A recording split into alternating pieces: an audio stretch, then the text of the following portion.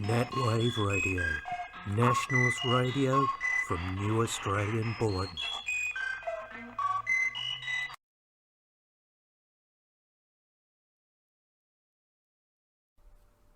You're with Natwave Radio. I'm Nathan Sykes for New Australian Bulletin.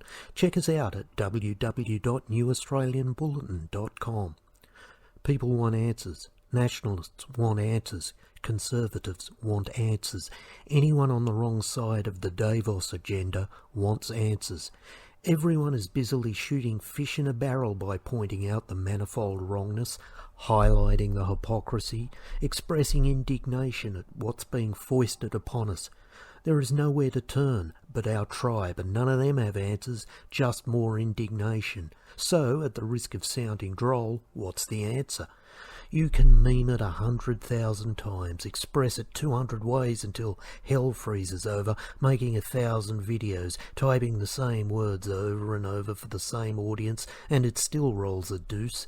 You can come out and say it and get banned. You can make it your cause and get cancelled. You can spray it on the walls, shout it in the halls, hang it from a banner, unfurled on the highway to nowhere, and still, again, the system won't budge an iota. That's because it's not interested. It's made up its mind. It's not about to change for someone like you. You're exactly why it came about in the first place. You are its nemesis, its raison d'etre. The die has been cast in this culture war of ours. The global socio-economic model is under new management from a place called Davos in Switzerland, where they make very fine chocolate.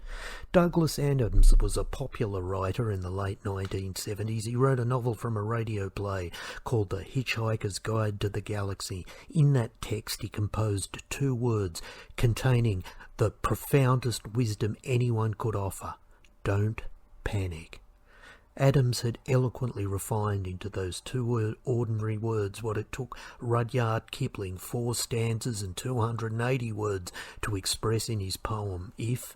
Keep your head while those around lose theirs, and you'll be a man, my son, or clubbed to death and thrown in the back of a truck. Who knows these days? But the important thing is that if you succumb to the craziness, they'll have you where they want you. So perhaps the best advice or answer that can be provided is those 2 words: don't panic. Be cool. Keep your head together. History has taught us that the pendulum swings, and it's taught us that tyranny never wins out in the end. Sure, it takes millions of lives and many agonising years, sometimes decades, to dispatch, but in the end it's gone and replaced with another if you're not careful. What do they want? You can sum it up in one word: control. They want total control. All societies must be ordered, and order requires a regulated system.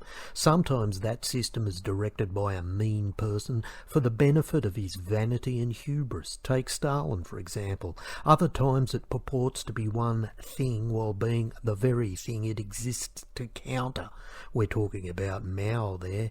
In this foul year of our Lord BCE, post-gender, ultra-pronoun, scientifically unscientific, it's combined lunacy directed by those who believe it's the ordained duty of their secular consciences to take charge of us and dish out life as they believe it best be managed, for the sake of the environment, in the interests of equality, in the name of inclusivity, to right the wrongs they interpret in their didactic and ill-informed kind that history has led us from. Nothing new there at all, which means the eventual outcome is assured, and those with big heads today will have no head tomorrow.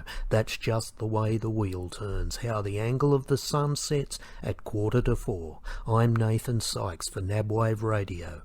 Thank you. Natwave Radio, nationalist radio from New Australian Bulletin.